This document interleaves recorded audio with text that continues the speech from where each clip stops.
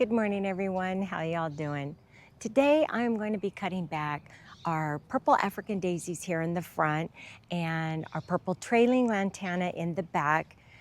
I'm also going to be trimming back a few of the agapanthus blooms as well. They've been blooming for a few weeks, and these actually look really nice. Some of them haven't even opened up quite. It's interesting. These receive the kind of sun that most of the other ones do, but each plant seems to bloom and open their flowers up at a different time. And so some of the ones that have been blooming now for a few weeks, they look a bit spent. And so I'm probably going to cut those back just so that they'll look a little bit more tidy. But right now I'm going to start here in the front. I know when I was showing you guys the tour a few weeks ago that these African daisies over here, I've already cut back, and I cut those back, oh goodness, well over a month ago. But these I had not cut back because they were all budded up. And now you can tell they're kind of splaying open. And in fact, I think there's a Veronica hiding in there. So once I cut all these back, they're not gonna look super happy, but it will do them well, and they will flush back again later on this summer. And when I do cut them back, you'll be able to see the pincushion flower and the gomphrena, and this will look a little bit tidy. We'll start right here with African daisies, and then we'll go to our back garden and do the lantana that's around the fountain.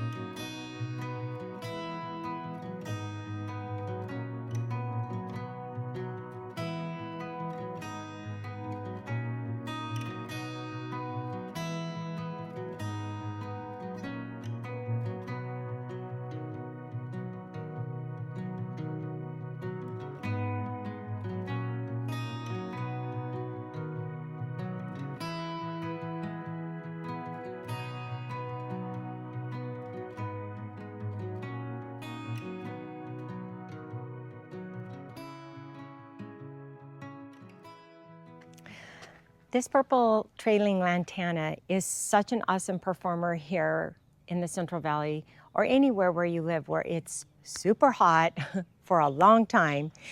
I always talk about each spring when I cut this back, I always call it, they look like a bunch of sticks.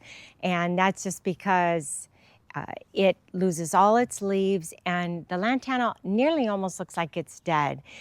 It's amazing how quickly they start to put on growth when the sun is out and becomes a little bit more warm in the spring. I like how it starts to grow up the fountain. My husband, however, likes it trimmed down a little bit more, and I think from the edge of the patio here, it's probably grown out about a foot, foot and a half. So I'll come in, I'm not sure how close to the edge, I will cut it back, and then I will cut this back down a little bit more so you can see a bit of the base of the fountain.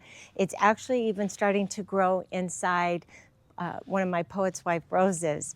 And then I'll have to come back around on the back side because it's starting to grow towards the snapdragons. So this will take me a few minutes, not too long, but I'll show you what it looks like when it's all cut back.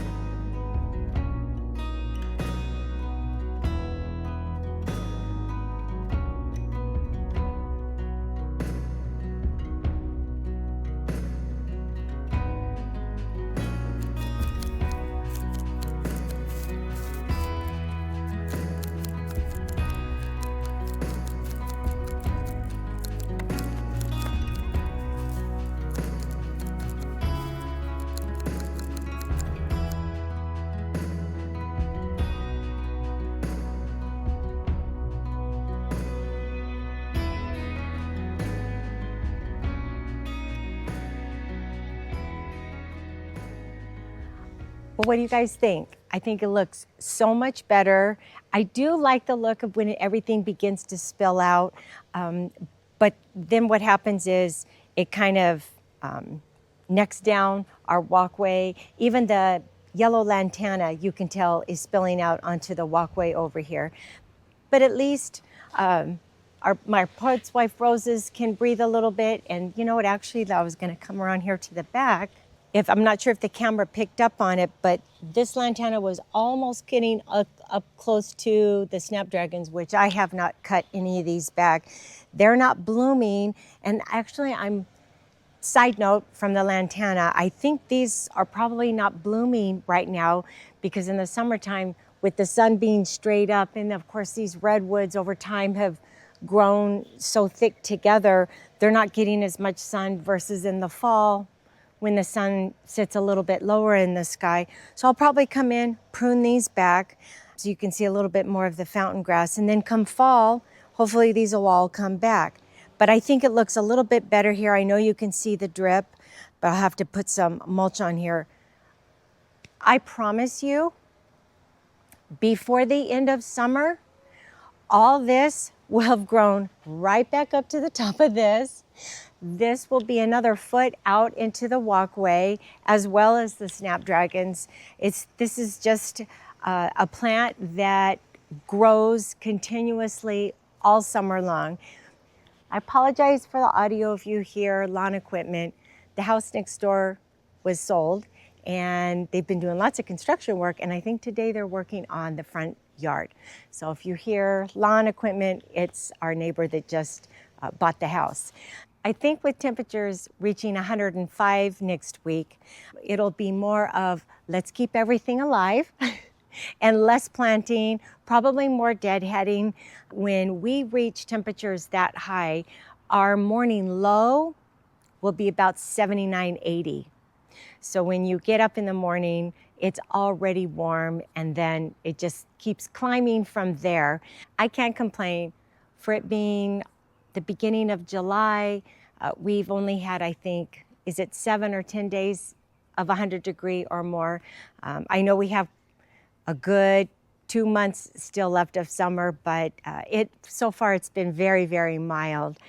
Thank you guys so much for watching. I hope you're having a wonderful week, and we'll see you soon. Bye.